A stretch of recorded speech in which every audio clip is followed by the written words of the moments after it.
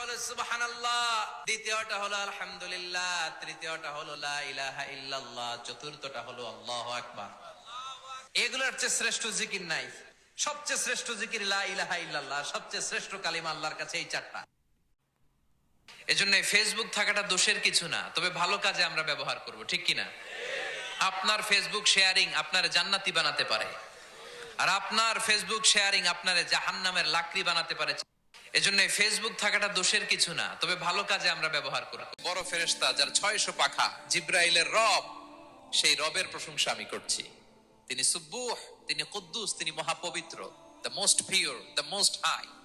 এভাবে বিষ্ণু ইসলাম আল্লাহর প্রশংসা করতেন। তিনি আরো পড়তেন আল্লাহুম্মা গফিরলি যুনুবি কুল্লাহ দিক্কাহু। কাছে সবচাইতে প্রিয় আমল ওইটা যেটা মানুষ প্রতিনিয়ত রেগুলার করে, যদিও এটা পরিমাণে কম।